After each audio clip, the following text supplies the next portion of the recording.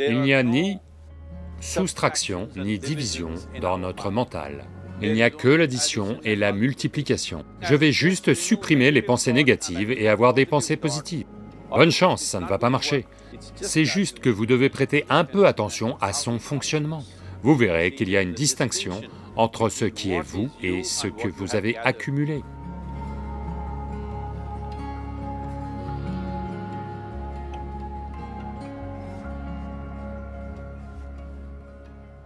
Eh bien, voyez la façon dont la question est posée et aussi la façon dont elle est abordée en général, c'est... Les gens pensent qu'il y a des pensées négatives et des pensées positives. Ils veulent supprimer les pensées négatives et n'avoir que des pensées positives. Ces gens-là, je leur demanderais de simplement faire une expérience pendant 10 à 15 secondes. Qu'ils retirent de force une pensée de leur mental, par exemple, pendant les 10 prochaines secondes, ne pensez juste pas à un singe. Essayez de ne pas penser à un singe pendant les 10 prochaines secondes. Vous verrez que vous serez envahi de singes. Donc ce que je dis, c'est que ceci est la nature de votre mental, parce que dans ce mental, les 3 pédales sont des accélérateurs. Il n'y a pas de frein, il n'y a pas d'embrayage, quoi que vous touchiez, ça ne fera qu'accélérer. Dans ce genre de mental, les professeurs de morale et de religion ont appris aux gens, ne pensez pas aux mauvaises choses. Eh bien, depuis, c'est un travail à plein temps. Donc, il n'y a pas moyen de gérer le mental comme ça, pas besoin d'une grande illumination. Si vous passez 2 minutes les yeux fermés, vous allez réaliser que vous ne pouvez rien faire de force avec ce mental. Donc, je veux supprimer les pensées négatives. N'allez jamais dans cette direction, parce que ce que vous voulez supprimer va devenir votre qualité, vous serez toujours dessus. Alors que faire? Le truc c'est ça.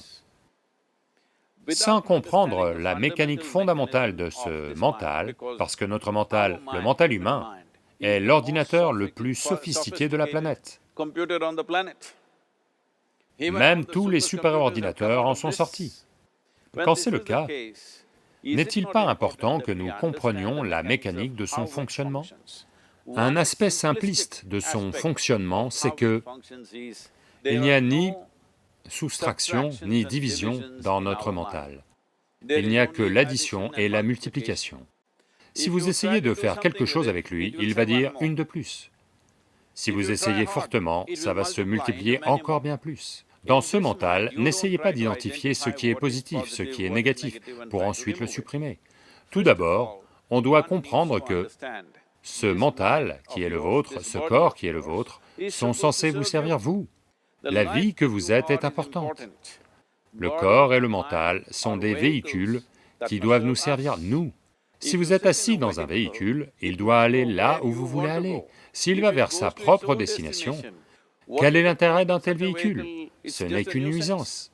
En ce moment, la plupart des êtres humains, malheureusement, vivent cette possibilité fantastique qu'est le mental humain comme une nuisance, comme une chose problématique. Eh bien, c'est la plus belle chose que vous ayez. C'est juste que vous devez prêter un peu d'attention à la façon dont il fonctionne. Voici une chose simple. Le tout premier processus, c'est pour ça qu'on a sorti ce processus appelé Isha Kriya. Il est fait pour vous distancier de votre processus physiologique et psychologique. Il y a quelque chose qu'on appelle vous qui existe. Ce n'est pas la somme de toutes vos pensées et émotions et de votre processus physiologique. Au-delà de ça, il y a vous. Si vous fermez les yeux, même si vous ne pouvez rien voir, vous êtes toujours là. C'est par la fenêtre de vos yeux que vous regardez au dehors, mais si vous fermez les yeux, ça ne veut pas dire que vous n'existez pas, vous existez toujours.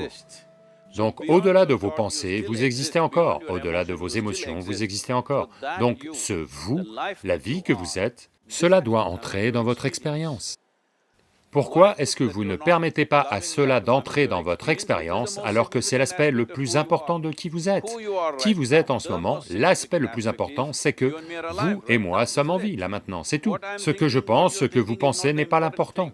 Nous sommes en vie en ce moment, c'est ça l'important.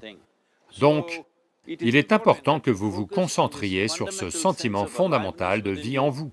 Et alors vous verrez qu'il y a une distance naturelle entre vous et votre processus de pensée. Une fois qu'il y a une distance entre votre processus psychologique et votre processus physiologique, c'est la fin de la souffrance, parce qu'il n'y a que deux sortes de souffrances traversées par les êtres humains, la souffrance physique et la souffrance mentale. Une fois que vous créez un peu d'espace entre vous et votre mental, entre vous et votre corps, c'est la fin de la souffrance.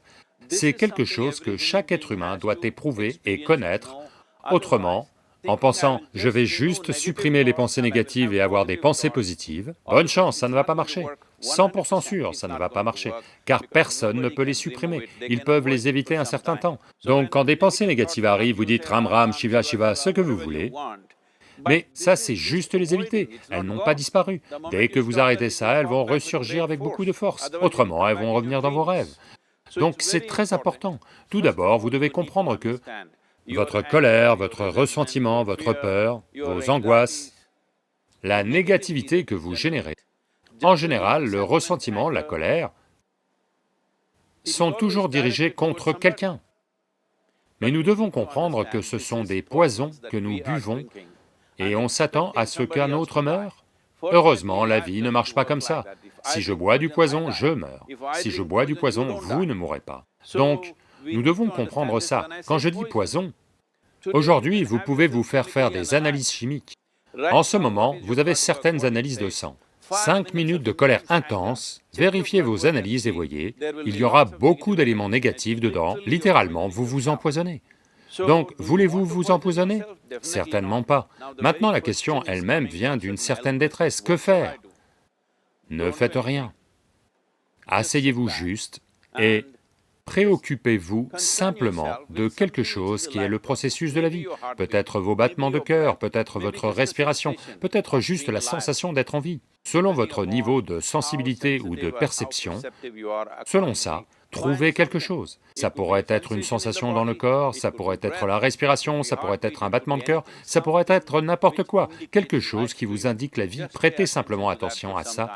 Pendant un certain temps, lentement, vous verrez, il y a une distinction entre ce qui est vous et ce que vous avez accumulé, qui comprend vos possibilités physiologiques et psychologiques. Possibilités ou pagailles, selon ce que vous en avez fait.